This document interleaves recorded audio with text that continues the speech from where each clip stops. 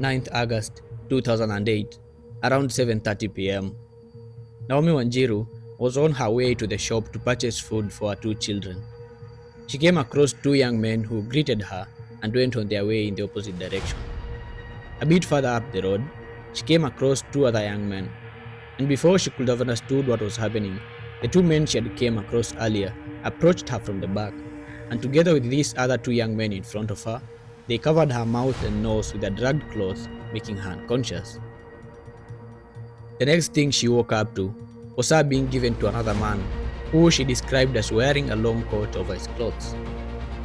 She did not know who the man was at the time, but this was Geoffrey Matheri, a man who would later come to be known as the Naivasha Vampire.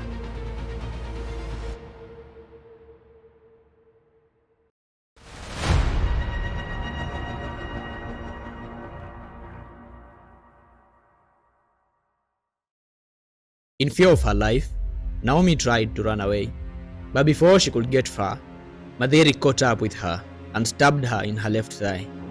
He then took her to a residential compound in Kyoto area, Naivasha County. There were 4 houses in the compound. He opened the first house, pulled Naomi into the room, and closed the door behind him.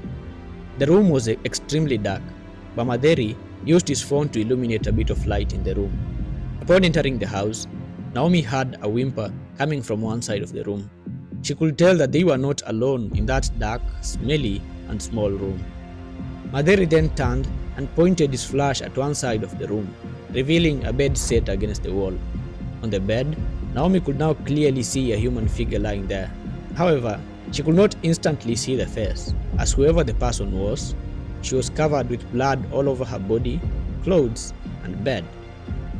Matheri then dragged Naomi before cutting her on the shoulder and draining the blood into a tin. On the next morning, on 10th August 2008, Naomi once again tried to run away from Matheri, but she was caught and beaten until she was unconscious. For the next 6 days, the days and nights of both Esther and Naomi were categorized by severe beatings, maltreatment, and allegedly sexual assault. Naomi stated in an interview that during all her days under Matheri's thumb, she was dragged and semi-conscious most of the time. However, one time when the effects of the drug had dissipated, she could hear faint screams of Esther from the other side of the room.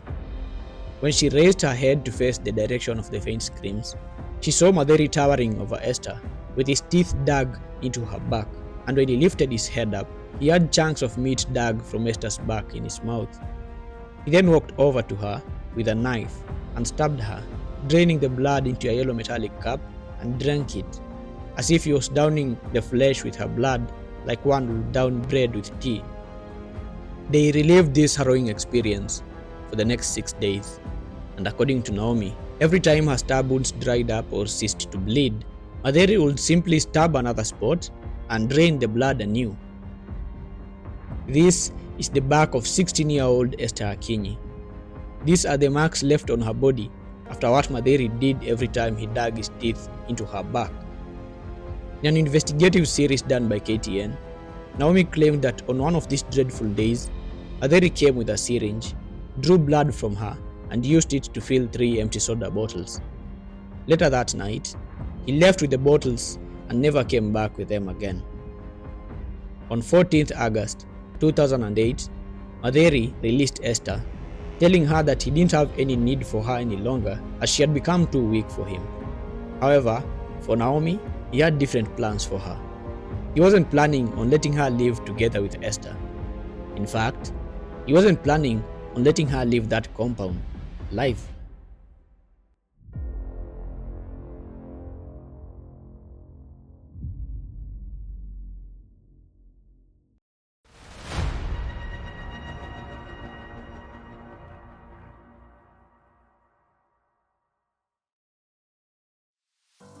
Luckily enough for Esther, on that same day, a woman by the name Jacinta Nyagodhie was coming from Narok to Kyoto Estate to visit a family member. And around 1 p.m., Jacinta came across a weak and pale Esther, which prompted her to call the crisis community officers to get to the bottom of this issue. This quick response of Jacinta would soon become the only thing that saved Naomi, from the murderous hands of Matheri, as you will soon see. The crisis community officers and a few other police officers responded quickly by storming the house where Matheri had held Esther captive. When they got there, Matheri, who was now seated outside holding a knife at Naomi, somehow managed to escape, and Naomi was found laid down with her head placed on a rock with a slight cut on the neck. Matheri was planning on taking her life. And if the police had delayed getting there, even a few seconds later, this situation would have turned out very differently. On the following day, on 15th August 2008, neighbors of Matheri called back the police, letting them know that there was a corpse buried in a shallow grave in one of the houses in the compound where they rescued the two girls the day prior. Remember this information, it will be important later. An excavator was brought to dig up the place and find the corpse. A few more items like school uniforms for girls, blood-stained mattresses, underwear, and a blood-stained mug were also recovered from the house. The woman whose remains had been exhumed from the shallow grave was later identified as Miriam Wairimu. Matheri was later arrested that same evening at a hotel in Naivasha town and taken to a cell pending police investigation. Once in police custody and during a taped interview, Matheri confessed to the DCI officers of how he had taken the life of a young woman and buried her in one of the houses in a shallow grave. He even went as far as taking them to the actual gravesite where he had buried the girl.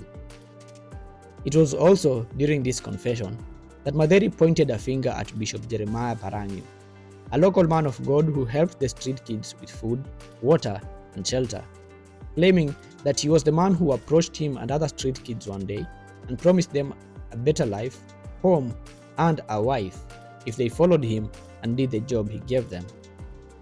Matheri claimed that he took the man of God up on his offer and followed him to his house. The bishop then accommodated Matheri in his home for a full month before revealing his intentions. One day, he came to Matheri and told him about the lucrative business he needed him for.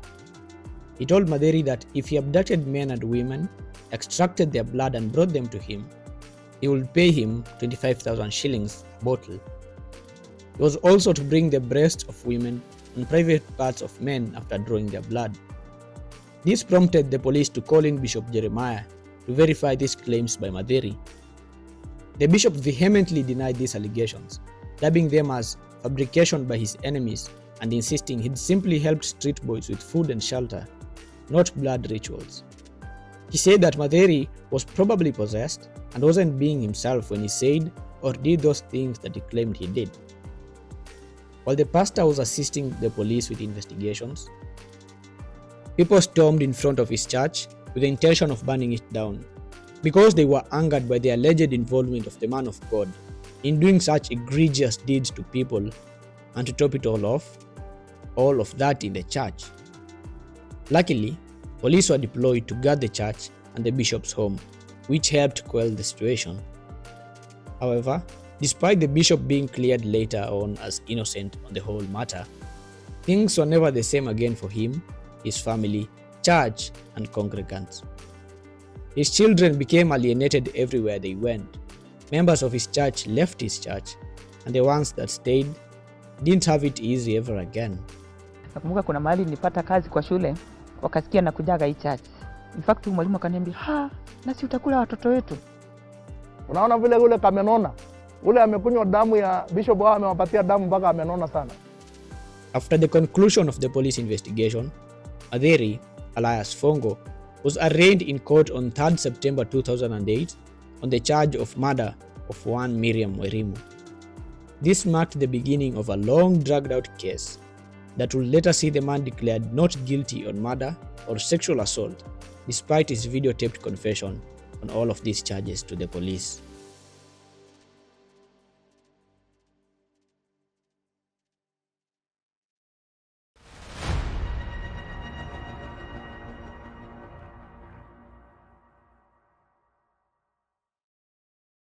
Despite the gravity of this case, Geoffrey would stay in remand for about 3 years with almost no progress on his murder trial. His murder case would officially start on 10th June 2013. But despite his earlier confessions, the confessions of his victims, the evidence collected from the houses he held the two women captive, and even the evidence of scars on the victims' bodies, Geoffrey was only jailed on the charge of illegal confinement. He only served a 4-year sentence for it from 2011 to 2015. This majorly happened due to shoddy work on the prosecutor's part. You see, the prosecution had a few things to do for this case. Number 1, prove that Matheri illegally confined and sexually assaulted Naomi and Esther. Prove that it was Matheri who took the life of the deceased female. And finally, prove the identity of the deceased female was actually Miriam Wairimu as they stated. They failed in doing all of the above, except one. Starting off on the sexual assault charge, the prosecution had a simple task. Get the two girls to a medical facility to get tested by a doctor, fill in the P3 form, and file it as evidence to be used in court. The P3 document would have been a crucial medical file proving that the assault on the two girls did happen, which would have in turn strengthened the case. But somehow, the prosecution never did any of this. No P3 form was ever produced in court as evidence. Esther and Naomi weren't ever called back by the police to get tested at a hospital. As a result, the sexual assault charge, arguably one of the most horrifying elements of the case, was dismissed. Not because the court found that it didn't happen, but because the prosecution failed to follow the necessary steps to prove that it did. Moving on to the identity of the deceased female in question, the prosecution would once again fail in doing its only job. The prosecution was supposed to prove beyond reasonable doubt that the deceased was actually Miriam Wairimu as they claimed. It was supposed to be an easy task. They were supposed to, at the very least, bring a relative to confirm that a Miriam Wairimu was indeed missing and or deceased, or even bring a death certificate or burial permit that verified the deceased female as Miriam Wairimu. They did not. What is even more baffling is, samples of the deceased were sent to a government analyst named Henry Kiptoo-Sang to conduct a paternity analysis on them. The paternity test was done against the blood sample of one Joseph Ng'ang'a Kimani. A paternity test is done to establish the identity of a person's genetic parent, so it would be safe to assume that the Joseph Ng'ang'a Kimani in question was the father of the deceased. He would have been an important witness in verifying the identity of the deceased and her death or disappearance. Despite this, the prosecution never called him to testify his relation, if any, to Miriam Wairimu. To top this all off, the investigating officer, Chief Inspector Callistus Mauko, told the court that the police did trace the family of the deceased. Therefore, this would mean that the prosecution was aware of this information. But despite this, the prosecution never called up these family members to testify regarding the disappearance or death of their kin.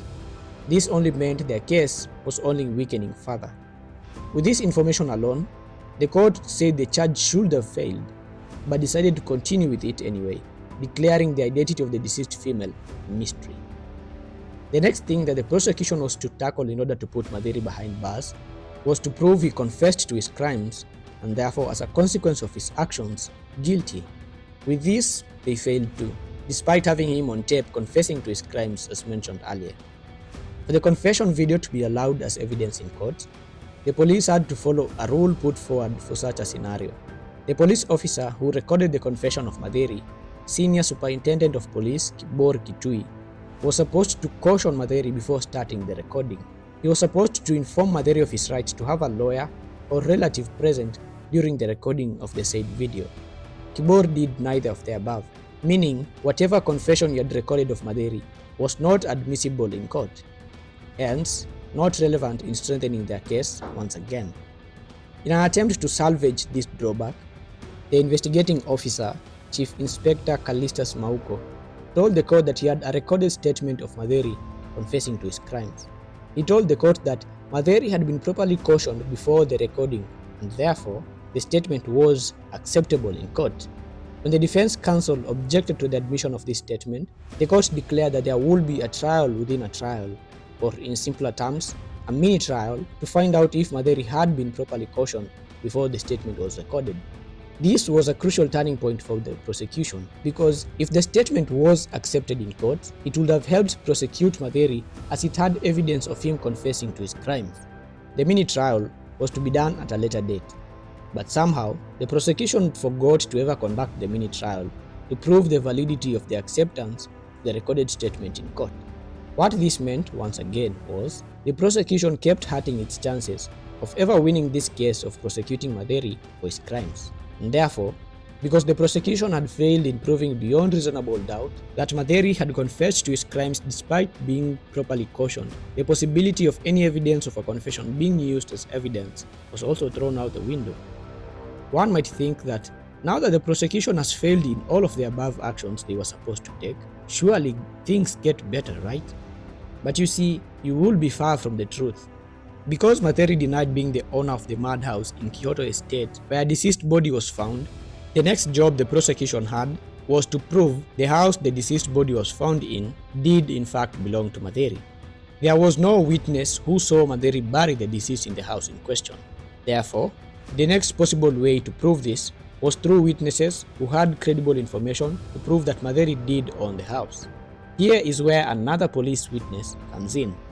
Corporal Juma Kitonga was one of the officers who visited the scene where the body was found. He told the court that, "We were led by the suspect and he confirmed to us that the house was his residence." This statement on its own would have been a strong evidence to help the prosecution. If only it wasn't said 6 years after the incident. In fact, later on under cross-examination, Juma retracted his statement and said, "I remember I recorded my statement on 23rd September 2008. I did not indicate that I went with the suspect. It's what I have stated to the court, that the accused led us to his house."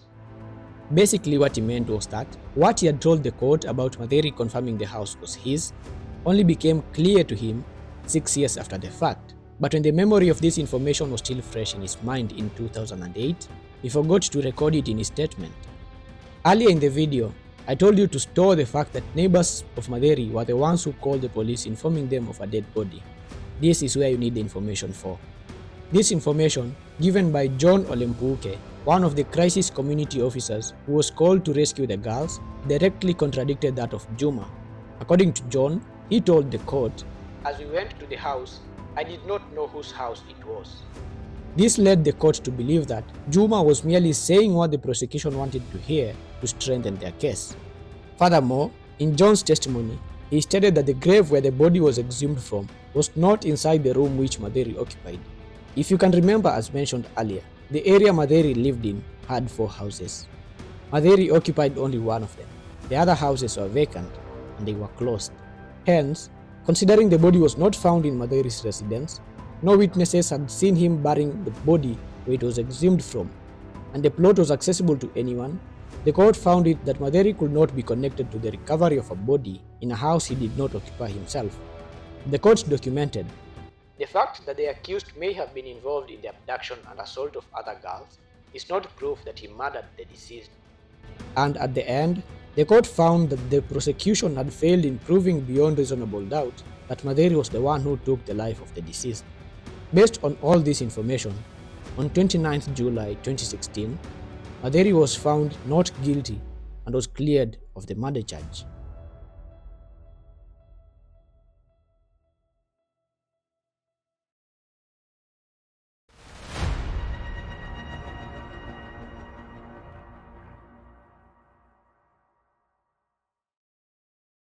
Matheri was now a free man, but he knew his life was in danger out in the community, as some people had not forgotten the atrocious deeds he had been jailed for. So, as a means of looking for a safe haven, he moved to his uncle's home in Kinango. When he got there, a source said that he avoided going out of the house for a few days in fear of an attack.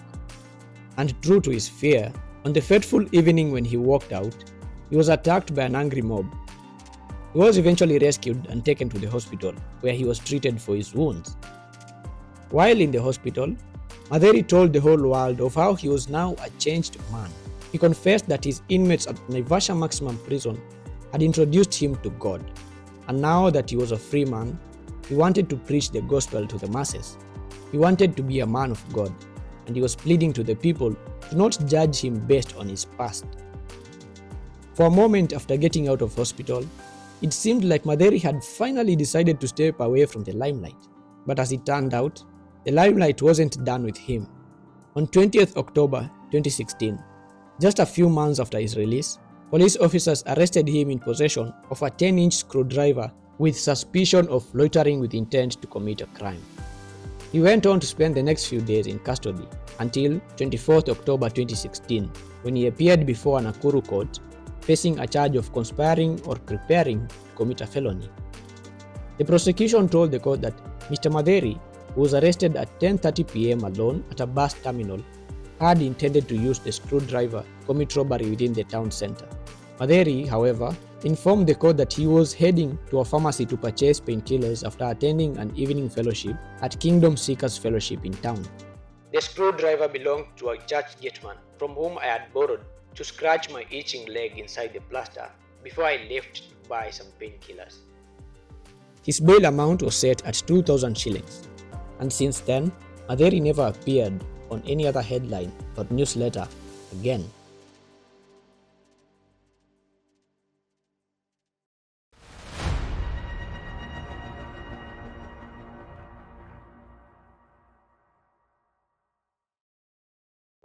But you see, the whole court case revealed a lot about the Kenyan law at large and the people put up to protect citizens from criminals and criminals from themselves.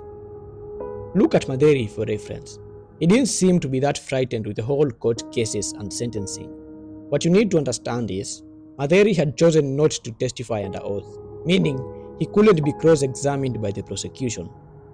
During the whole murder court case in the High Court, Matheri denied all the allegations and confessions he had ever made before.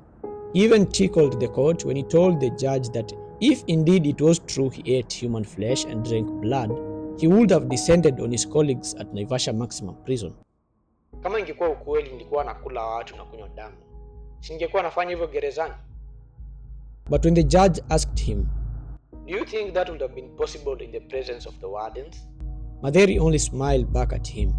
This wasn't the first time Matheri showed how insensitive he was. In the preliminary stages of his sexual assault and illegal confinement charge, facing a Naivasha Senior Principal Magistrate Wamae, he could not help but smile when a video of him confessing about the things he did to his victims was played in court.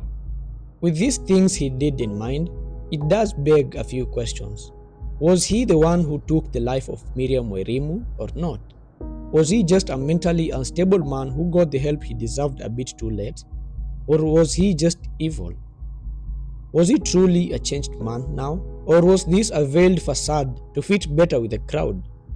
These are questions that will probably never be truly answered due to the prosecution's shoddy job and the police being unaware of the proper guidelines to follow in such a case. This case was also a revelation of just how slacky the individuals tasked with dealing with criminals can get. But it is important to remember that there were victims in this story, ones whose lives were never the same again after Matheri's intervention. A woman like Naomi, her life changed for the worse even though she was rescued. Her family abandoned her and her children, her husband left her, and her studies had stopped the moment she was abducted by Matheri. Esther, on the other hand, was only 16 years old when all of this happened. She had to relocate to a new town and start a new life in fear of her life. What Matheri did to her at such an early age was bound to traumatize her, and no child, big or small, should ever have to go through such atrocities. No one should ever have to go through such inhumane torture. Congregants of the New Hope for All Nations Church also faced backlash everywhere they went, simply because Geoffrey pointed a finger at their bishop and falsely named him as his accomplice. Bishop Jeremiah's kids were alienated from their school, home, and friends. Through Geoffrey's misdeeds and allegations, a big circle of people had their lives changed for the worse, whether directly or indirectly. If you enjoyed this video, check out this video on the right to see how the Kenyan police have turned against its citizens. Remember to subscribe for more Kenya-based content.